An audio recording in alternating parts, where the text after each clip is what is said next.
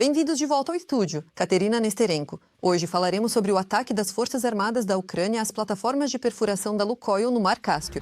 Incêndio perto de Mossul. Os partidários danificaram a torre de comunicações da defesa aérea. Abriu-se uma brecha na defesa da aviação russa. Kadyrov está à beira da morte. Seus rins falharam. O clã se reuniu na clínica, enquanto o Kremlin escolhe um sucessor. Fornecimentos secretos. As Forças Armadas da Ucrânia exibiram o mais novo sistema americano de defesa antiaérea, cuja transferência para a Ucrânia não havia sido oficialmente anunciada. A guerra estava lutando para Belgorod, da casa. Centenas de pessoas sem luz, sem aquecimento e sem água. Neve em baldes. O novo paraíso dos serviços públicos para os moradores da Federação de Putin, o mundo em chamas. Eles lançaram ataques contra alvos do ISIS na Síria. E no Irã, um inferno. Protestos em centenas de cidades. Manifestantes incendiaram o prédio da polícia e libertaram os detidos. Tudo isso e muito mais em apenas alguns segundos. E agora, deixe seu like neste vídeo e se inscreva no canal Ucrânia Hoje, para não se perder pelo YouTube. Então vamos começar. As forças de defesa realizaram ataques precisos e poderosos contra 3 plataformas de perfuração da corporação Lukoil no Mar Cáspio. Esses alvos prestavam serviço ao exército de ocupação russo, segundo informou o Estado-Maior das Forças Armadas da Ucrânia. Também foi realizado um ataque contra o complexo de defesa antiaérea Buk-Mik-3 no território ocupado da região de Lugansk. Outro ataque atingiu o depósito da Unidade de Apoio Logístico do 49º Exército dos Ocupantes, em território temporariamente ocupado da região de Kherson. Ao mesmo tempo, agentes do movimento partidário Atesh relataram uma sabotagem bem-sucedida na região de Moscou, sob a torre Ojasevska de uma unidade militar, da 5ª Divisão de Defesa Antiaérea da Federação Russa. A destruição desse ponto reduz significativamente o potencial de defesa antiaérea na região central da Rússia. Leia os comentários nos episódios anteriores. Vejo que muitos de vocês nos assistem do Cazaquistão, Moldávia, Europa e até do EUA. Nós, ucranianos, somos muito gratos pelo apoio de vocês e temos orgulho de ter espectadores tão sensatos. Escreva nos comentários deste episódio de qual país você está nos assistindo e se aí apoiam nossa luta contra o Império do UOL. Sempre leio seus comentários com muito prazer. E enquanto isso, seguimos a carência. Agora vem a parte mais interessante. Os rins de Ramzan Kadyrov falharam. No Kremlin, já discutem o sucessor da Chechênia, segundo fonte do Ovgur. De acordo com a inteligência ucraniana, Kadyrov está agora em sua própria clínica na Chechênia. Membros do clã familiar dele vieram visitá-lo, inclusive de outros países. Enquanto isso, no Kremlin, o processo de escolha de um novo chefe para a Chechênia se intensificou. Entre os principais candidatos estão o Magomed Daoudov, Apt Alaudinov e o filho mais velho de Ramzan, Akhmat. E vocês, o que acham? O Kadyrov já era mesmo ou é verdade? Acabou para ele? No aeroporto de Sheremetyevo está um verdadeiro apocalipse. Os russos perceberam que este ano não vai ter aquele conto de fadas de inverno. Eles não vão ver isso. Na manhã do dia 10 de janeiro, o aeroporto foi oficialmente fechado para chegadas. Os voos estão sendo massivamente atrasados por causa do ciclone Francis. Já na noite de 9 de janeiro, cerca de 3.000 passageiros se aglomeraram na área de desembarque. Dormem no chão dos terminais. A água é distribuída para eles a cada 3 horas. E, sim, a preços absurdos. Aqui está Sheremetyevo, por favor, 10 de janeiro. O que acontece quando todos os migrantes vão trabalhar? Na entrega, drones atacam e caiu um pouco de neve. É isso que acontece. A pista não foi limpa. As pessoas estão sentadas direto no chão. E a Roslot está deixando todo mundo na mão. Domodovo, um avião ficou preso no monte de neve e não conseguiu decolar. Os passageiros estão à beira de um ataque de nervos. E no aeroporto de Pulkovo, até 30 voos foram atrasados ou cancelados, tanto de chegada quanto de partida. Lá, o avião praticamente afundou no monte de neve.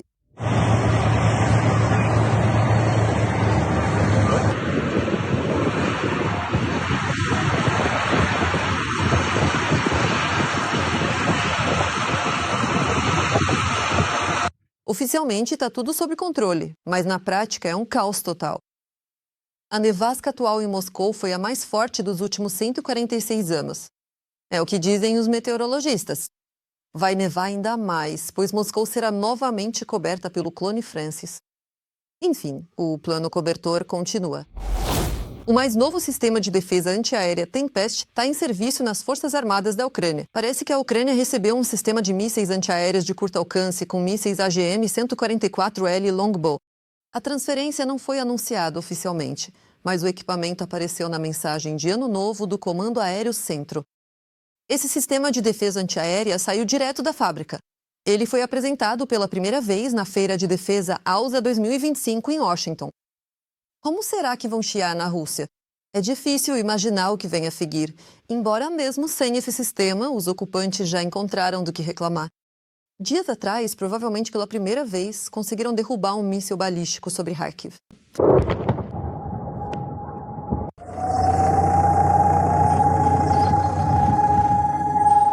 Ótima notícia para a Ucrânia. E os azedos já estão reclamando que as Forças Armadas agora podem proteger até mesmo suas cidades periféricas. E, no geral, dizem que temos um excesso dos mais modernos sistemas de defesa aérea. Segundo os canais russos, o míssil sobre Kharkiv foi abatido pelo novíssimo PAK-3 MSI SP-3. Os ocupantes em Kupiansk estão acabadas. Segundo o representante das forças conjuntas, Viktor Tregubov, não restam mais de 80 soldados russos na cidade. A operação de limpeza está em sua fase final.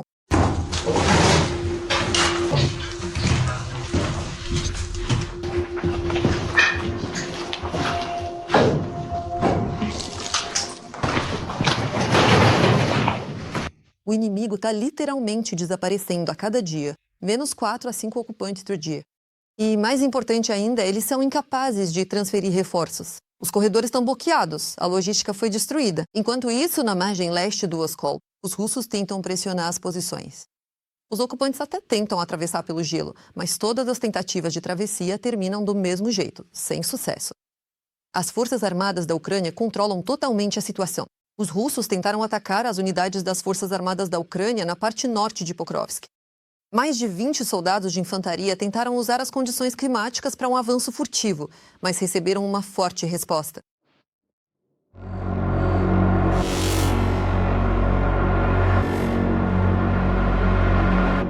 Eu realmente não me canso de admirar a coragem e o heroísmo dos soldados ucranianos.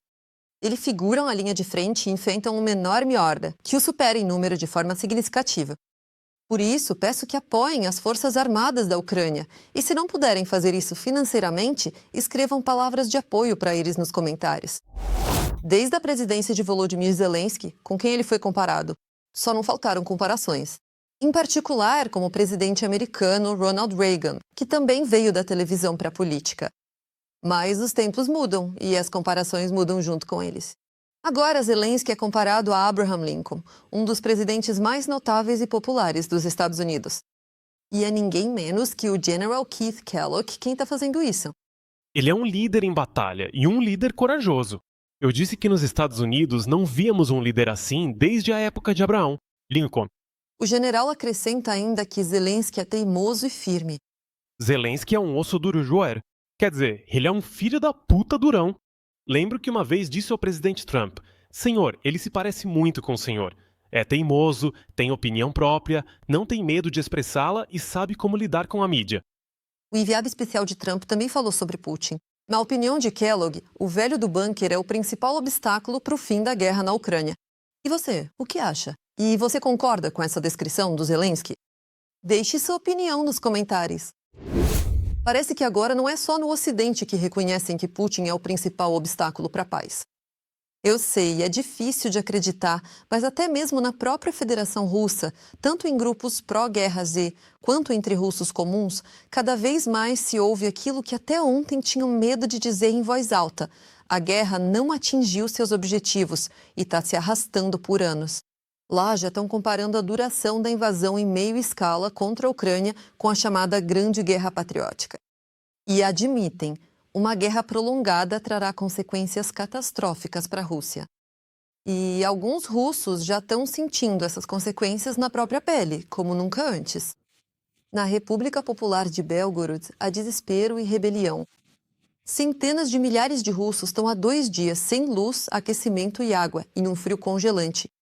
A cidade está à beira de uma catástrofe humanitária. Enquanto isso, o governador Gladkov fala sobre uma situação extremamente difícil. A eliminação das consequências dos ataques noturnos de mísseis ao nosso sistema de energia. A situação é extremamente difícil. E agora estão sendo tomadas todas as medidas possíveis para passar para a geração de energia de reserva. Nas publicações do governador, as pessoas estão deixando comentários furiosos em massa. Por que não há abastecimento de água? E por que as autoridades ainda não ligaram os geradores? Nossa reportagem aborda os acontecimentos em Belgorod e na região circundante.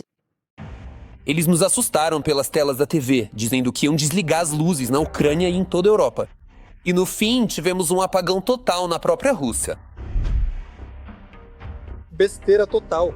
Todos. Absolutamente todos. Não há nenhum em toda a cidade. Nenhum sequer. Uma série de explosões precedeu o apagão em toda a região da Rússia.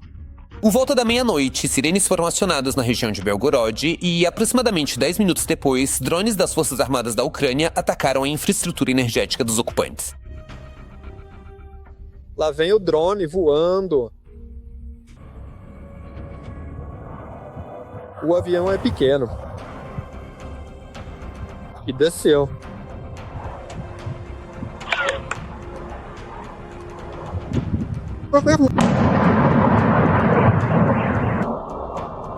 Então, onde está a defesa aérea?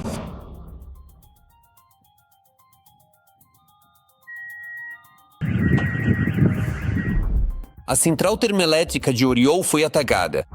Que assim seja, as autoridades da região não confirmaram oficialmente essa informação, mas os vídeos publicados na internet mostram danos sérios na central termoelétrica.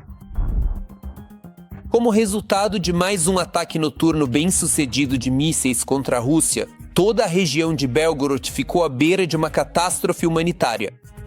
Olá, queridos amigos. Infelizmente, hoje, uma manhã nada boa. Embora a contragosto, o governador da região de Belgorod teve que admitir que existem problemas sérios na região. Os números divulgados com tanto entusiasmo por Gladkov são chocantes. Isso nunca aconteceu antes na história moderna da Rússia.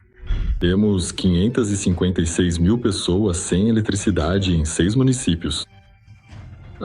Ao que parece, o próprio Gladkov não tem problemas com eletricidade. Ao fundo, o governador tem todas as luzes funcionando. Entretanto, o funcionário do Kremlin continua a chocar com a dimensão dos cortes de energia na região. Na primeira fase, em 1920, quase 200 mil pessoas em prédios de apartamentos ficaram sem água encanada e esgoto. O principal é que não fique pior do que na DNR. Os outros russos fazem piada na internet com seus próprios compatriotas. A paralisia total do sistema de infraestrutura de uma grande cidade no auge do inverno não desperta nenhum pingo de compaixão.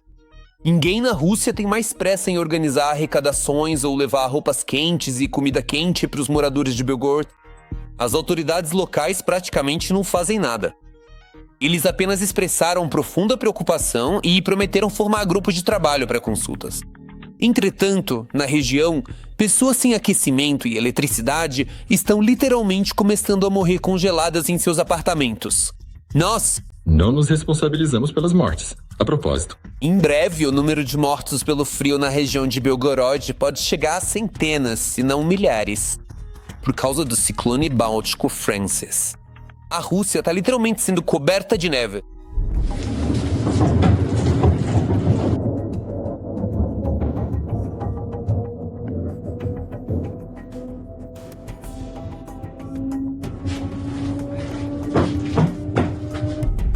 Nas cidades russas, são esperados montes de neve de 65 centímetros ou mais.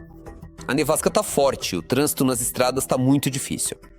Nessas condições, sem luz, água e aquecimento, Belgorod tá à beira de congelar e desaparecer. A região de Belgorod realmente enfrenta desafios humanitários muito sérios em termos de energia, aquecimento, eletricidade e tudo mais. A região nunca passou por algo assim antes, é claro. É uma situação realmente séria. Um blogueiro de Belgorod não descarta que possa começar uma evacuação parcial na região.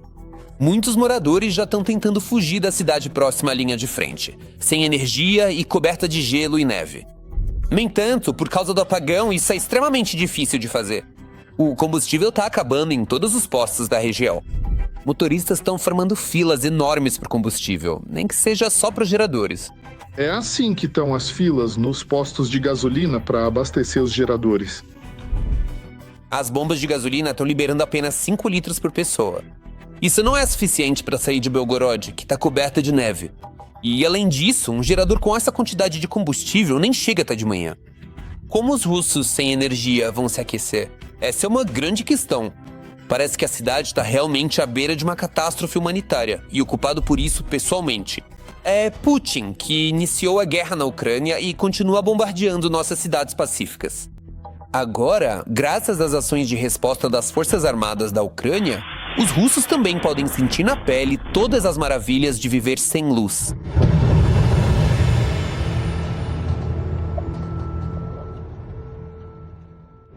Os russos cada vez mais vivem não pelo sonho, mas pelas promoções. Manteiga é luxo, margarina é o normal. Carne só em grandes festas, frango do dia a dia. Aqueles que se levantaram do chão agora se alinham nas prateleiras com etiquetas amarelas de preço. É assim que se parece a grande Rússia, onde não se escolhe o melhor, mas sim o mais barato. Como Putin transformou os sonhadores imperiais em uma massa cinzenta acorrentada pelas algemas da economia total, contamos na nossa reportagem. Os russos cada vez mais contam não só cada centavo, mas também cada pedaço de comida. Agora, no pão, em vez de manteiga, passam margarina. Trocaram a carne de porco pelo frango e economizam literalmente em tudo. Simplesmente não há dinheiro. Aguentem firme aí. Tudo de bom pra vocês. O motivo é simples. Tudo isso é o preço da guerra que Putin iniciou contra a Ucrânia. Em 4 anos de guerra em grande escala, os preços na Rússia disparam rapidamente, enquanto as carteiras dos cidadãos ficam mais magras. O descontentamento entre a população só aumenta. A crise econômica faz o seu papel. Na semana passada, o iogurte infantil custava 62 rublos. Hoje está a 79. A maioria delas... Dos cidadãos russos passou as festas de Ano Novo em casa, porque não tem dinheiro sobrando para lazer. Sim, e a ceia de Ano Novo foi bem mais modesta do que antes.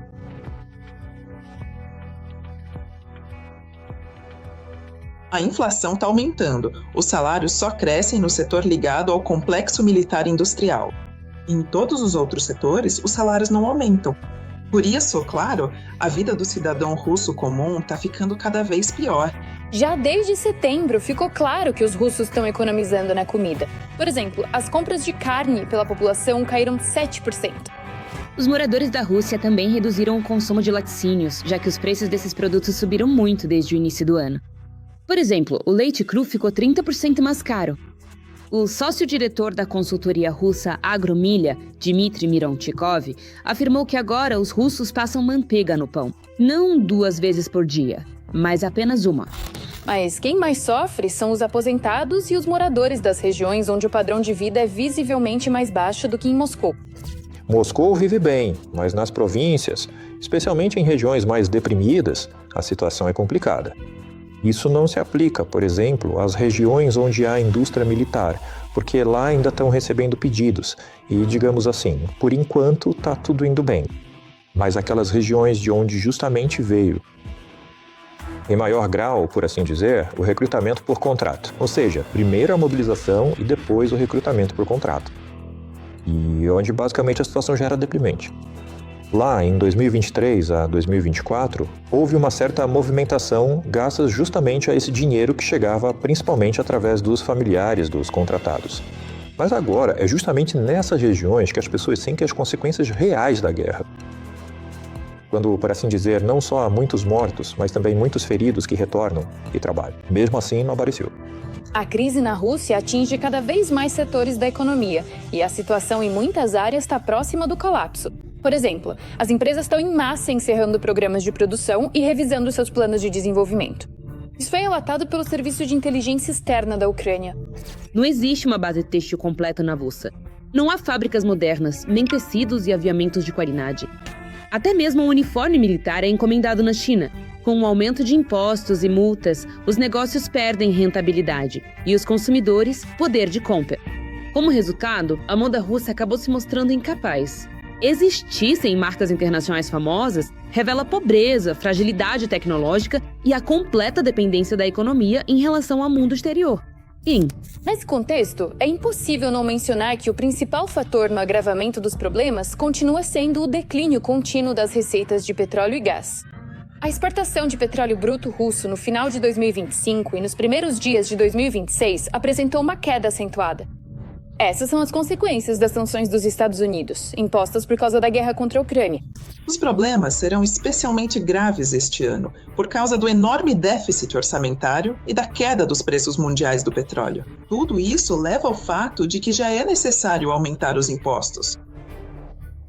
O governo federal abandonou o programa de recuperação de moradias em estado de emergência e precárias, bem como o reassentamento das pessoas que vivem nesses locais. Os programas sociais estão sendo reduzidos e os salários no setor público não estão sendo aumentados. E, consequentemente, vemos como os preços nas lojas, claro, estão subindo, porque, como já disse, aumentam também os impostos, os preços da gasolina e assim por diante. Além disso, especialistas observam que, apesar da crise significativa, o Kremlin não pretende se preocupar com os russos. Pelo contrário, ele imediatamente aperta o cinto dos seus cidadãos para continuar o derramamento de sangue na Ucrânia. Todos os cenários são ruins. Não existem cenários bons, simplesmente porque uma economia que é voltada exclusivamente para a guerra não pode funcionar a longo prazo. E, na verdade, a dissolução da União Soviética nos mostrou como essa economia voltada para a guerra pode destruir um Estado. Nesse sentido, a situação da economia russa será ainda pior. E, como dizem os especialistas, os problemas que estão por vir não se comparam nem mesmo ao default de 98, porque aquele default estava ligado exclusivamente à pirâmide dos títulos do governo, enquanto agora pode acontecer de todas as obrigações do Estado simplesmente serem zeradas. Mas, claro, ninguém na Rússia vai reclamar em voz alta, por medo de acabar preso por muito tempo. Enquanto isso, segundo os especialistas, a situação deve piorar literalmente a cada semana. Enquanto isso, nos pântanos, os russos já estão fervendo suas panelas. No contexto da recente operação especial dos Estados Unidos na Venezuela, o ministro da Defesa do Reino Unido, John Healey, ao ser questionado por um jornalista sobre qual líder mundial ele sequestraria se tivesse essa oportunidade, respondeu sem hesitar, citando a figura óbvia de Putin. Eu prenderia o Putin para que ele respondesse por esses crimes de guerra, pelo que vi em Bucha durante uma das minhas primeiras visitas à Ucrânia, e pelo sequestro de crianças ucranianas. Vale a pena responder a Healey? Essa declaração foi feita no local do ataque de um drone russo a um prédio residencial de vários andares em Kiev. Apontando para o prédio danificado, o ministro britânico destacou que isso diz tudo o que se precisa saber sobre Putin e seu desejo não apenas de travar guerra contra a Ucrânia, mas também de atacar civis, cidades e infraestrutura crítica da qual as pessoas dependem, especialmente no inverno. Deixe seu like se concorda com o VI. A tempestade no mundo continua. Os Estados Unidos realizaram ataques na Síria, atingindo 35 alvos do ISIS após o assassinato de 2 soldados e um tradutor. O Comando Central divulgou um vídeo dos ataques. Enquanto isso, no Irã, continuam os protestos em massa. Os protestos se espalharam por centenas de cidades, com dezenas de mortos e milhares de presos. No país, estão bloqueando a internet e desligando a iluminação das ruas. Manifestantes atacaram o prédio da polícia, libertaram os detidos e atearam fogo no local, apesar dos tiros das forças de segurança. Trump promete apoio aos lutadores pela liberdade. Segundo o The Wall Street Journal, citando fontes entre autoridades americanas, a administração Trump já discutiu planos para atacar o Irã. O regime dos ayatollahs ameaça os Estados Unidos com ataques a instalações militares e navios, e os manifestantes com execuções e tiroteios em massa. Trump anunciou o início de uma ação militar contra o México. Bloqueamos 97% das drogas que entraram por via marítima e agora vamos atacar por terra, em relação aos cartões. Estimado presidente, é um honor dirigir-me ao senhor neste momento. Trump, do ZO, anunciou a Operação Terrestre.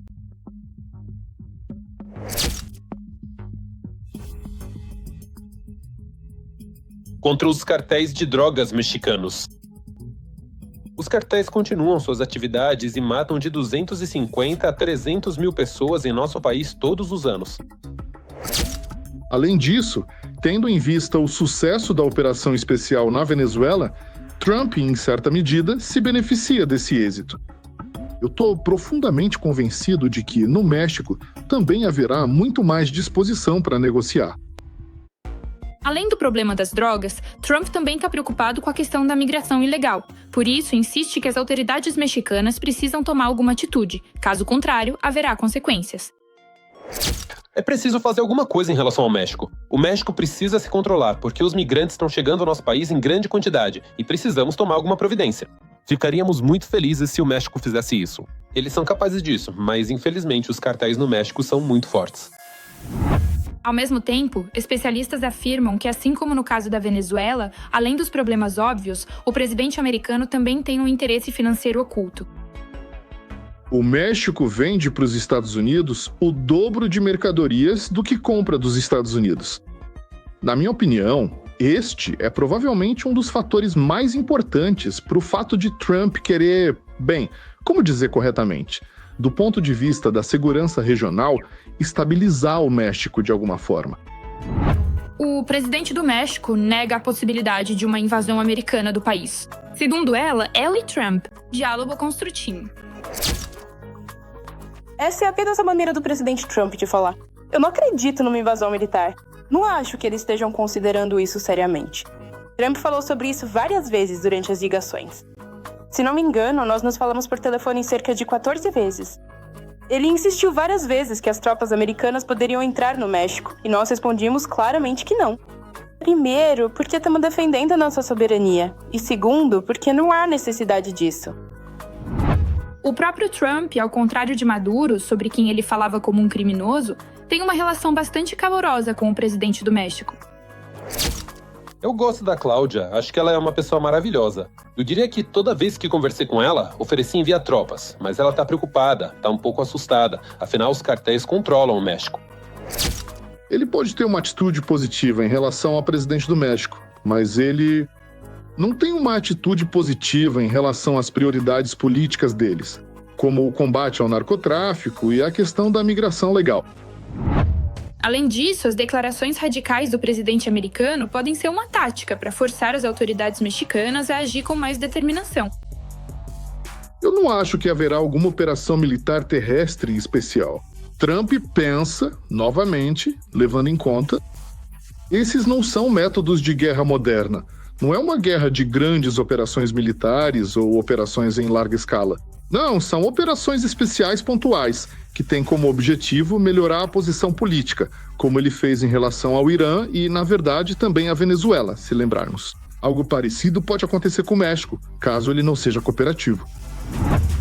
Em todo caso, Trump está dando um sinal claro aos seus oponentes, em particular a Rússia e a China, de que o tempo das conversas e dos tapetes vermelhos acabou, e agora será preciso ou negociar ou se preparar para consequências nada agradáveis.